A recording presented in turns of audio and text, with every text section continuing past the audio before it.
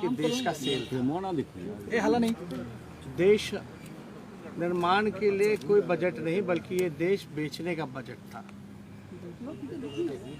आप लोग सब लोग जानते हैं, पहले रेलवे को बेचा, एयर इंडिया को बेचा, भारत पेट्रोलियम को बेचा गया, तरह तरह की संस्थानों के संपत्तियों को बेचा गया।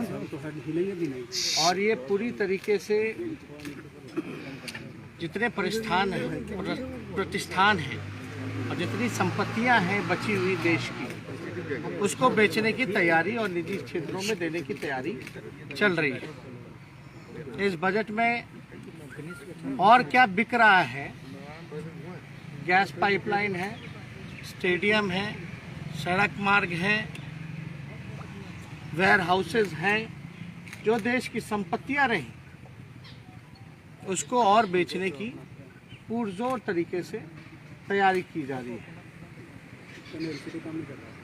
आम नागरिकों का कमर तोड़ दिया गया है और केवल कुछ चंद लोगों का ही इस बजट में ख्याल रखने का काम भारत सरकार ने किया है।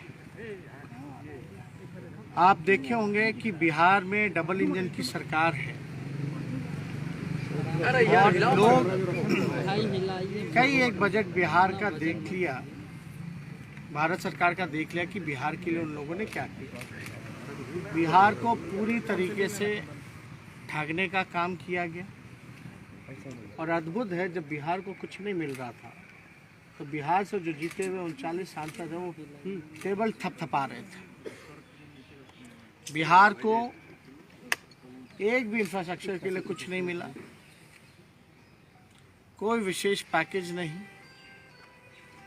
स्पेशल स्टेटस तो दूर की बात है, लेकिन कोई चारों तरफ से दबे हुए एक काम ऐसा बिहार के लिए कोई योजना के तहत या कोई अलग बिहार को देखते हुए अगर कोई प्लानिंग अगर की गई होती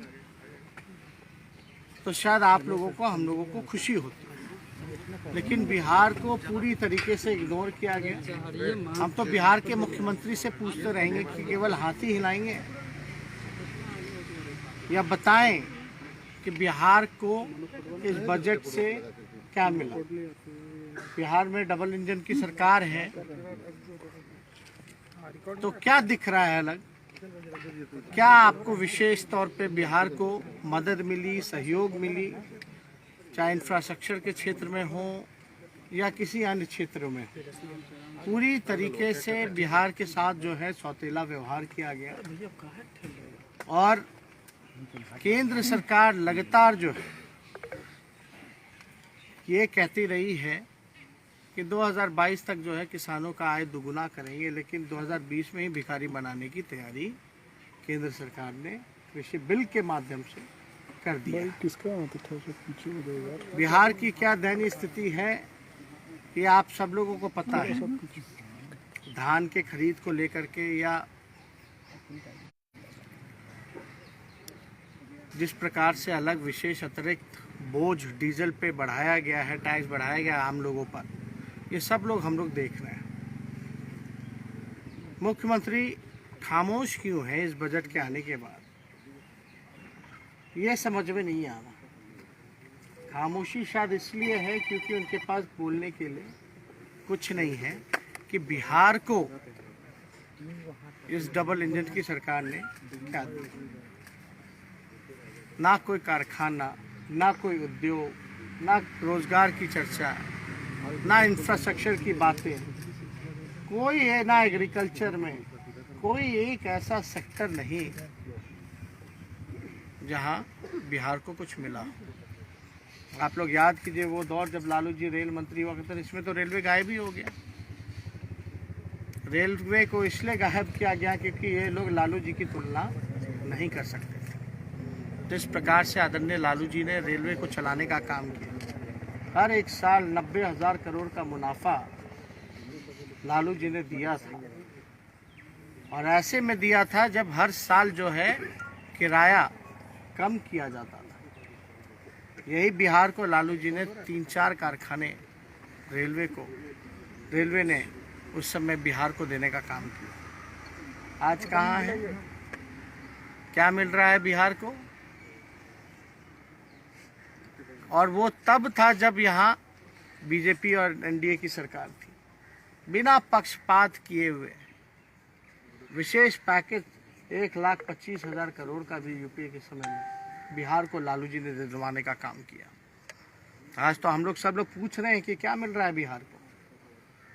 39 सांसद जीत करके गए हैं, केवल ताली पीटने गए या बिहार के लिए आवाज उठाने गए हैं।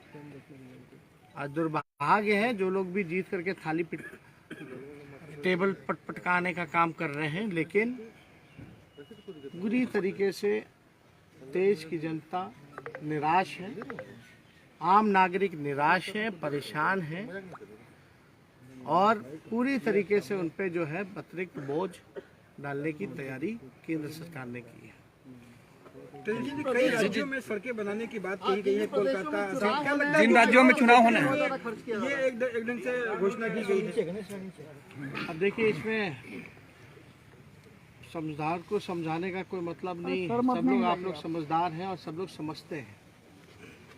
सामने देखे चुनाव हाँ समझ रहे हैं। जहाँ जहाँ चुनाव है उसका बार बार चीख चीख के नाम लिया गया, ये स्वाभाविक है ना। बिहार में भी वैक्सीन सबको मिल रहा था फ्री में।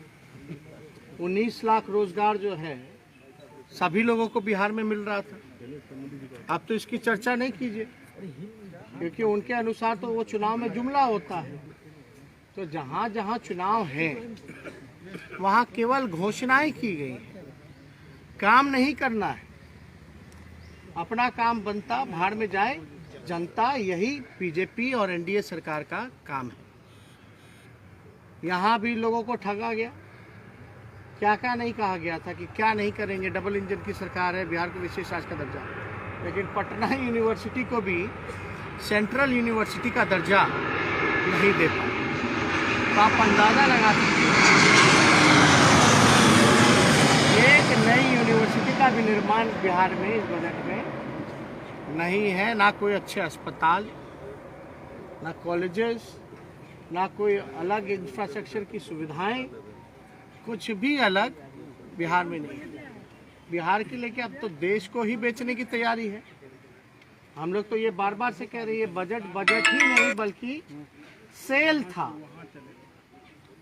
ये देश के निर्माण के लिए नहीं बल्कि देश को बेचने का बजट और सेल था। और ये आप सब लोगों ने देखा होगा। और पूरी तरीके से पहले लोगों में उत्साह होता था कि हमारे लिए क्या मिलेगा, क्या सरकार आगे 5 साल का क्या काम रहेगा, इस साल का क्या काम रहेगा। लेकिन पूरी तरीके से निराशाजनक। और हम लोग को उम्मीद थी बीजेपी से कि यही बजट लाएंगे, देश को बेचने वाला ही बजट लाएंगे। आज संविधान खतरे में है, देश खतरे में है।